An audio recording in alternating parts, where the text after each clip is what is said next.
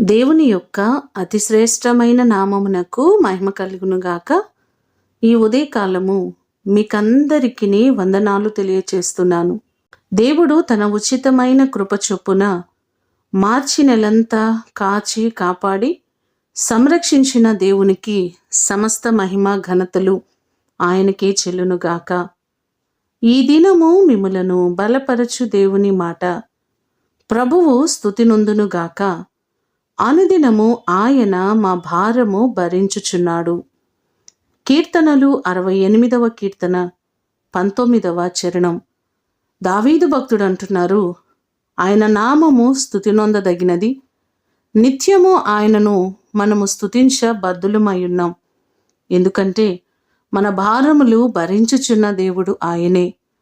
మన ఎడల ప్రత్యేకమైన శ్రద్ధ కలిగి నిరంతరము మనలను కాపాడుతూ నడిపిస్తూ ఇంతకాలము పోషించి సంరక్షించిన గొప్ప దేవుడు ఆయనే.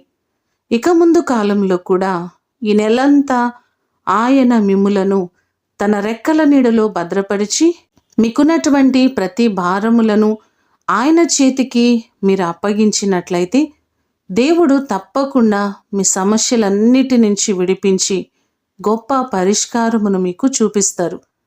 గత నెలంతా కాచి సంరక్షించిన దేవుడు ముందున్న కాలమంతా ఆయన తన రెక్కల నీడలో మిమ్మలందరినీ భద్రపరచునుగాక. ప్రార్థన చేసుకుందాం. పరలోకమందున్న మా తండ్రి, మీ ప్రశస్తమైన పాదములకు వందనాలు ప్రభువా. నిరంతరము మా భారములు భరించుచున్న దేవుడవు, ఎప్పటికప్పుడు మాకు సహాయము చేయుచున్న దేవుడవు. మేము తీర్చుకోలేని ప్రతి భారములను సరిచేస్తూ మాకు మీరు తోడుగా ఉంటున్న విధానము కొరకు స్తోత్రాలు. నిరంతరము మమ్మలను నడిపించుచున్న దేవుడవు, సహాయము చేయుచున్న దేవుడవు. మిమ్మలను స్తుతిస్తున్నాము ప్రభువా. నీ కృప తప్ప వేరొక ఆధారము ఏదియూ లేదు. నీ కృప వల్లనే మేము ఈరోజు ఇలా ఉన్నాం. మీరిచ్చిన ఇటు క్షేమస్థితి కొరకు వందనాలు. ఏప్రిల్ మాసమంతా కూడా మీ రెక్కల నీడలో మా ప్రియులెల్లరినీ మీరు భద్రపరచండి. ప్రతి వారికి మీరు తోడయుండి వారి రెక్కల కష్టాజితమును దీవించి ప్రతి వారిని నిండారులుగా మీరు ఆశీర్వదించి నీ కృపచేత వర్ధిల్ల చేయమని యేసు అతి ఘనమైన నామమున అడిగి వేడుకొని పొందియున్నాము తండ్రి. ఆమేన్. దేవుడు మిమ్ములను దీవించునుగాక.